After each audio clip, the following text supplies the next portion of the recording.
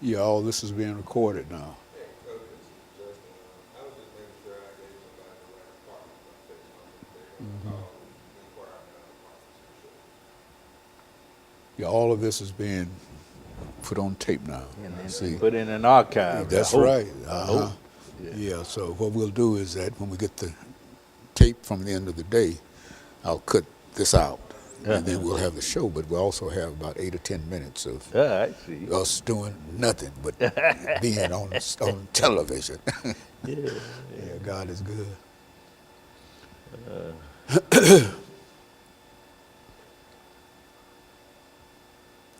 Contemporary Black Lives Matter movement. That's right. Yes, That's good. right. That's right.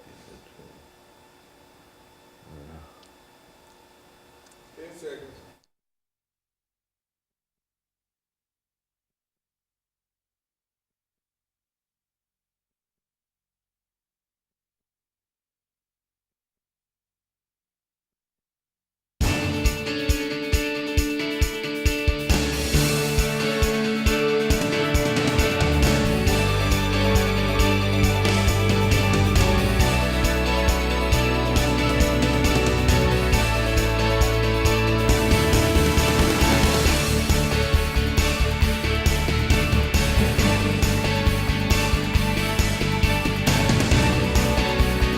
Thank you and welcome to the show this morning. The topic this morning is the contemporary Black Lives Matter movement. And we're fortunate to have with us to talk about the contemporary Black Lives Matter movement, Dr. LBaldwin. Dr. Baldwin has been with us on a number of occasions, and I'm almost certain that he needs absolutely no introduction to our audience, Dr. Thank Baldwin. you. I think Thank that, as we've said on many occasions, you've been with us almost since the very, very beginning. That's right. That's and we right. certainly can appreciate what you've already given to us. Thank but you. we're also looking forward to what you have to give today, I appreciate especially when we talk about the Black Lives Movement. And before we get into what you have called, Dr. Baldwin, the contemporary Black Lives Matter movement, let's talk about LBaldwin, to have you to give us some information about your background, your education, and some of your experiences.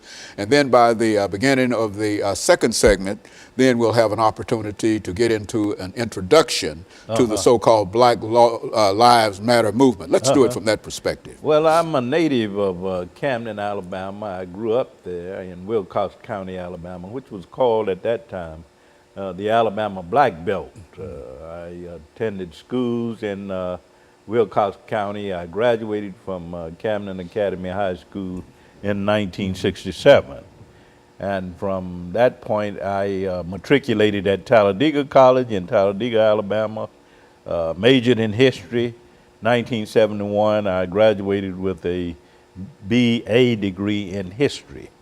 And from that point to Crozer Theological Seminary in Rochester, New York, where I received the MA and MDiv degrees.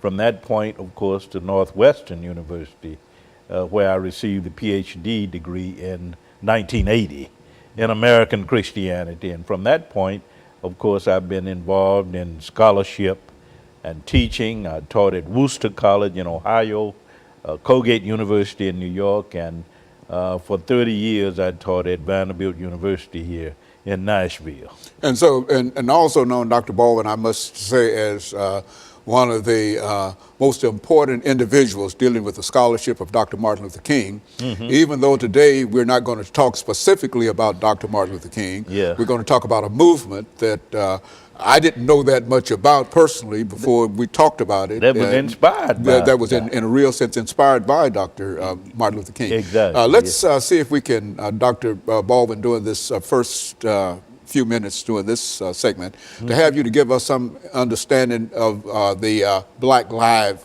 Matter movement. Well, the Black Lives Matter movement actually started in 2013 after the acquittal of George Zimmerman for the murder of Trayvon Martin. 3 black women, Alicia Garza, Patrice Cullors, and Oprah Tometi, decided that they would get together and start a movement that would deal with the intentional and systematic killing of young black men. And they said, well, hey, this is about black lives. So what we want to do is to go on social media and to sort of promote this idea that black men are being systematically and intentionally killed, not only by vigilantes, but also by police. So the movement started in 2013 after the acquittal of George Zimmerman. It blossomed in 2014 with the killing of Michael Brown in Ferguson, Missouri. And since that time, of course, the movement has continued with the killing of Eric Garner, with the killing of Walter Scott in South Carolina, with the killing of Freddie Gray in Baltimore. So the Black Lives Matter movement is not only a slogan, it started out as a slogan. Some might say that it was a rallying cry, that it was a social media hashtag, but now it has become a movement with chapters in 23 chapters in the United States, Canada, and Ghana. And of course, since 2013, there have been more than 700 demonstrations in connection with that movement. But you also, Dr. Baldwin, I think, can trace that movement, as I think you explained to me, way back into the civil rights movement, to the early parts of the civil rights movement. And so although it only started in 2013 in terms of being what you consider to be the contemporary Black Lives Matter movement, but you can also, it also has a history that started long before this.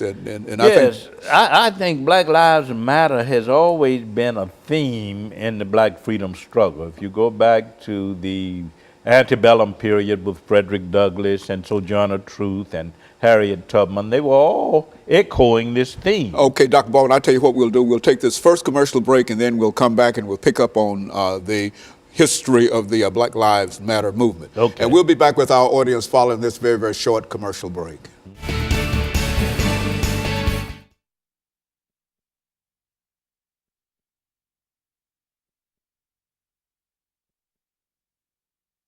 We're still dealing. And then the last, where are we going from here? Yeah, Okay. Yeah, so would you, do you want to do some history about it? Because I think you were talking about. Yeah, we want to go into the historical background of it. Well, let's give about we've got to have about 8 minutes. Better to talk about that. Yeah, and then that last 10 minutes we can get into whatever else you wish to deal with. That sounds great to me, yeah.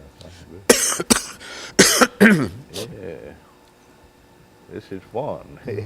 Yeah, it's all laid out here.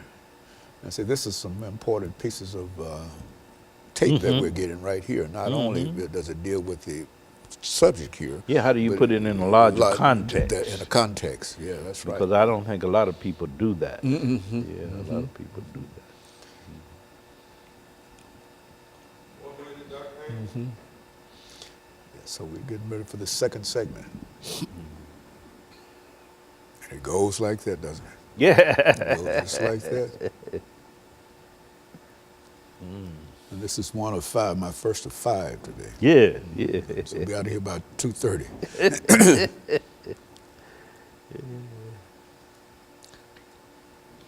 Oprah does 1 a day, and I do 5. You do 5 a day. You got other 30 people. seconds, Dr. Haynes. Yeah, we got 5 more people to come in and occupy that seat. Oh, man. Doc, you a busy man.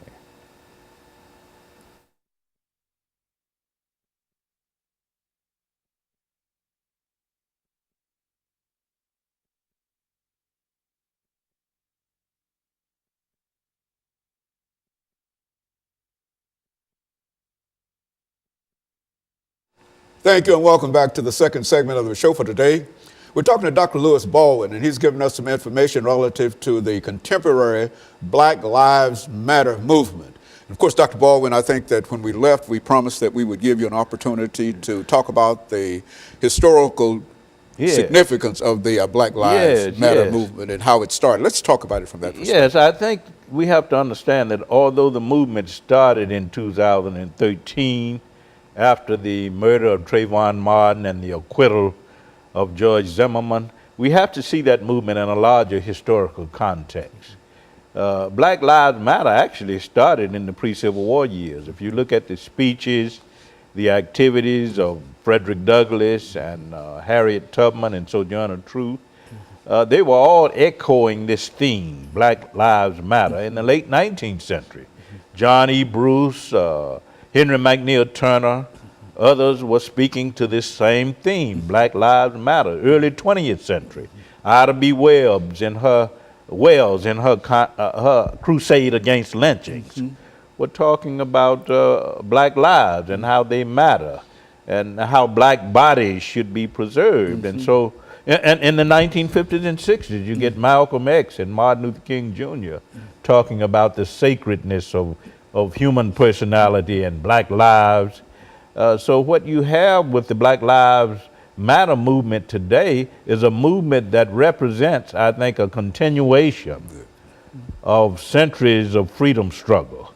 It's a part of that unbroken tradition of black struggle. And so we have to understand it, I think, in that larger historical context, although the movement started in 2013. It's a part That of is the idea, and that's why you call it the contemporary Black Lives Matter movement, because it's really a continuation in a real sense, but it's now contemporary. Yeah, it's contemporary. It's both contemporary and a continuation of this long history of struggle. And so we have to see it in those terms. And all those individuals who were concerned about any deprivation against the black population, especially the male. Is there something that is peculiar, Dr. Baldwin, when we talk about this movement dealing with young African-American males? Why is it, where does a male fit into these movements? I think it's really about vigilanteism. We know that Trayvon Martin was killed by a vigilante, and the movement started with an emphasis on that. But in time, it blossomed to include this idea of police misconduct and police brutality, which occurred, of course, in the case of Michael Brown in Ferguson, Missouri. And later with Eric Garner in New York, with Jordan Davis, of course, you had vigilanteism in Florida with Jordan Davis. And of course, you had others like Walter Scott in South Carolina, who was killed by a policeman, and Freddie Gray in Baltimore. So the movement is really focused on the killing of young black men, the intentional and systematic maiming and destruction of young black male lives. And interestingly enough, you have black women who are spearheading this movement. So that's what it's all about. And when you look at this movement, Dr. Baldwin, and you think about the institution of slavery, I think you already mentioned that as part of the framework of the movement. When you look at this movement, it appears to me that the emphasis is on young African-American males, primarily because those are the most dangerous individuals dealing with the institution of slavery. That is, if slavery is to be overthrown, it is not the African-American female, nor the African-American older person, but it will be who? Those young African-American males. And so that's the group. That's right. That group has always been vulnerable. It was vulnerable in the pre-Civil War years, the antebellum period, as we call it, vulnerable in the late 19th century, earlier 20th century, the civil rights movement, and even today. The systematic and intentional killing and maiming, destruction of young black men, I think, is the issue here with the Black Lives Matter movement.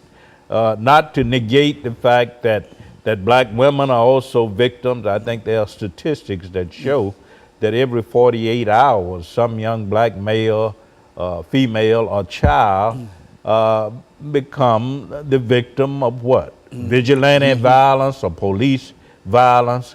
So it's a movement about the sacredness of black life, about the value, the dignity of human life and black life more specifically. So it's not only about black males, but it is about black males. It's about black people and their right to life, liberty, and the pursuit of happiness. And I think that also, Dr. Baldwin, I'm reminded that there's such a real problem in terms of the economic situation of young African American males. I think that when you look at the statistics for today, you find that they represent a large element of the population whose unemployment is greater than any other area. And so not only is it the killing of African American males, but it also has an aspect in terms of their economic deprivation and their social deprivation and et cetera. That's an excellent question.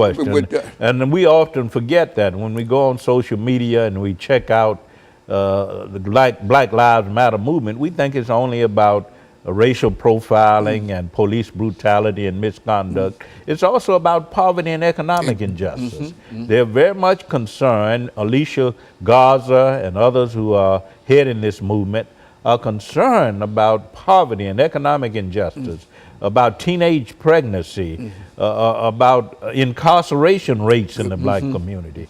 So it's a movement about the sacredness of black life, that black people must be concerned about black lives, that they must consider black lives sacred, and that the larger society and culture should also embrace this idea of the sacredness, the dignity and worth of black human personality. That's what it's about. Very good. And so however you look at it, whether we're talking about the immediate destruction of a black life, or whether we're talking about a slow destruction of black life through the inability for most individuals to get work and create a situation where they are always at one another's throats and et cetera, et cetera. That's all part of it. The treatment, all a part of it, in a real sense, of the young African American male. Yes. It's not only about police brutality and racial profiling, it's about what happens internally in the black community, is that black people themselves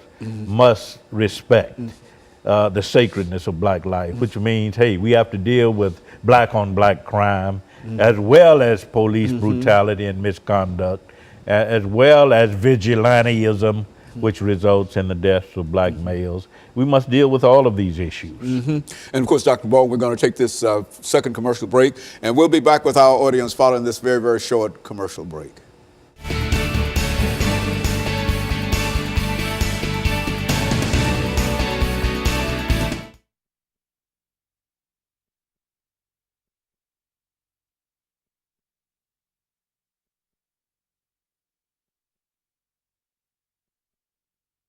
All right. So, all right. Yes.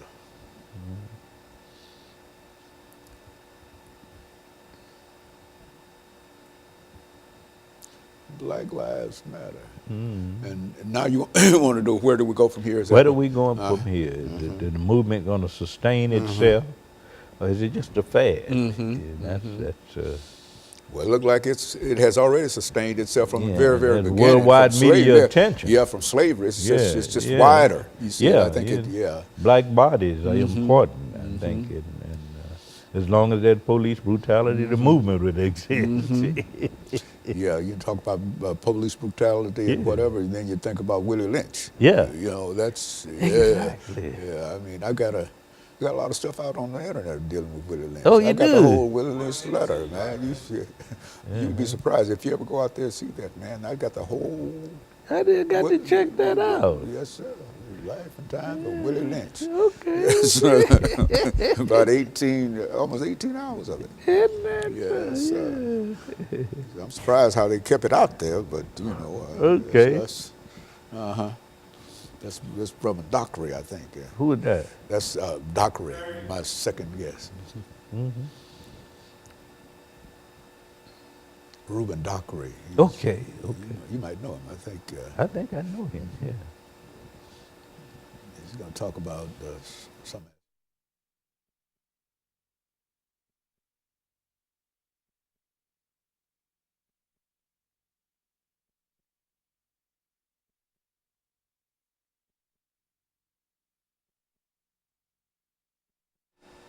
Thank you and welcome back to the final segment of the show for today. We're talking to Dr. Louis Baldwin, and he's giving us some information in reference to the contemporary Black Lives Matter movement And he's also given us information in reference to the historical aspect of that movement. So, Dr. Baldwin, let's, during this last segment, pick up and give you an opportunity to try to bring in as much information as you possibly can during this last segment to highlight what we're talking about here, dealing with the so-called Black Lives Matter movement, the contemporary version of that movement. I think we have to consider the question of where that movement goes from here. I think it is an extension of the civil rights movement, because if you look at the civil rights movement, Martin Luther King Jr. and Malcolm X and Ella Baker, John Lewis, they all raised the question of the preservation, the value of black bodies. And I think that the Black Lives Matter movement is building on that. And I think it's going to continue to be a major movement because it has attracted worldwide media. It's a movement that, as I said earlier, is respected around the world. There are 23 chapters, one in Canada, there's one in Ghana. So I think the movement will continue to blossom and evolve because there will be the issues are always the same, no matter where you go. It's always a deprivation of young African American males. African American lives. So I guess wherever. Every 48 hours, there's some black male, woman, or child murdered by vigilantes, by hate groups, or by policemen. So that movement, I think, will blossom. And I think because of social media, because of the internet, it will become as important, this is my prediction, as the civil rights movement. When you talk about 700 demonstrations that have occurred since 2013 up to this point in connection with the Black Lives Matter movement, you're talking about a major movement. So we need to move away from this idea that the Black Lives Matter movement is a slogan, that it is a rallying cry, to develop a sense of it as a movement. And as long as black lives are in jeopardy because of poverty, because of racism, because of economic injustice, you're going to have a Black Lives Matter movement. It's a historical movement with an unbroken tradition, and I think we have to keep that in mind. And it's still dealing with the same basic question in reference to the subjects. Exactly. In reference to this movement. No matter where you look, exactly, as you've already explained in American history, you're going to find out the same problems, the same deprivation, the same lynchings, the same burnings, and all of those things that happen. And so, yes. Throughout our history. And Malcolm and Martin spoke boldly to this issue of police brutality. So when we hear people like Alicia Garza and Patrice Cullors and Oprah Tometi, who are the leaders of this Black Lives movement, they are simply echoing what Martin and Malcolm and Ella Baker and Rosa Parks and others were saying about the sacredness of black bodies and the need to protect black bodies, not only against police brutality, but against these other problems that you raise, such as poverty and economic injustice. Yes, because if Black Lives Matter dealing with police brutality, they also matter dealing with the inability of African American males to find jobs, the inability of them to find health. And so it covers the whole thing. Yes, it spills over into drug addiction, it spills over into teenage pregnancy and other problems that have sort of become prominent in the black community. It's all about the vulnerability of black life. Whether you're talking about economic issues or social issues or cultural issues, the question is, how do we preserve the sacredness, the dignity and worth of black life? And through all this period, Dr. Baldwin, from the very, very beginning, from slavery on up until now, we're still dealing with the same basic subjects. Exactly. And no matter whether you find them in slavery, or whether you find them in modern urban America, they're the same young men between about 16 and 25 or 30 years old that are receiving the attention of this movement in a real sense. And so it's a problem that is epidemic in our society, and if we don't deal with it, we're going to suffer tragic consequences, and we're already suffering tragic consequences. And I just want to let you know, Dr. Baldwin, you're doing a great work in terms of making us realize the importance of this movement, because I've seen it on television and I've seen people with signs saying Black Lives Matter. And even though I've been involved in this activity for the longest, I've never thought in terms of this being a part of something that was traditional. I've always known of protests, the NAACP and all other organizations that have protested, anti-lynching movements, and I think you've mentioned all of those, but I never was able to put it together as you are able to put it together here, and to indicate that this is indeed not a recent movement, even though you talk about the contemporary Black Lives Matter movement, that it's contemporary only because it is now which contemporary is, but it also has its historical roots in something that's very, very important. Yeah, it's a part of an ongoing struggle. And I certainly appreciate you, as I think we're getting ready for our final words for today, and I certainly appreciate you bringing us by that information and to encourage us, to let us know that there is an historical foundation, and those who might wish to become involved in this movement can continue to become so involved. Yeah. And so I'm sort of wondering about where we are now. Is this it? You had 4 minutes left. Oh, good. Good. I didn't know. I think well then I think what we have to do is if you're interested in the Black Lives Matter movement, you have to become a part of social media. And not only social media, but a part of a movement, because the killing of black men, women, and children will continue. That's not going to stop. As I said earlier, that every 28 hours, according to some statistics, some black woman, male, child killed by vigilante police or hate groups. And we know about the Klan and the neo-Nazis and the Aryan nations and paramilitary groups, all of which promote a kind of racist theology, a racist philosophy.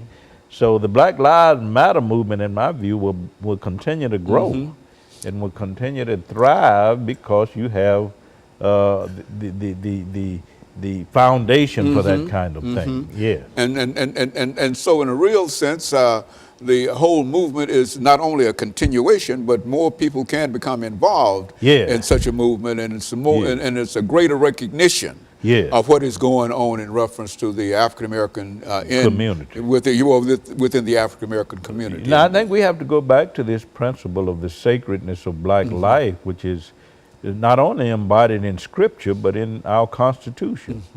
We all have the right to life, liberty, and the pursuit of happiness. And if we really believe in the sacredness, the dignity, and worth of human life, then we will become a part of this Black Lives Matter movement.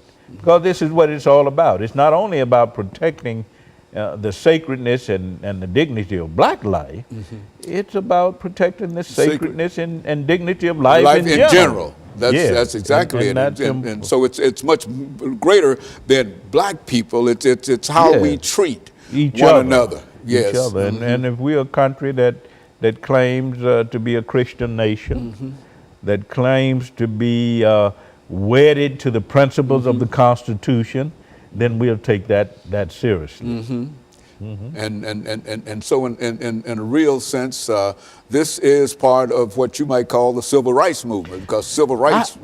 I think it's an extension of the civil rights movement, because as I said earlier, when you look at the civil rights leaders in the 50s and 60s, they were dealing with police brutality, police misconduct. Malcolm X spoke Black Panthers Party, to Black Panther Party, King, Ella Baker, Fannie Lou Hamer, all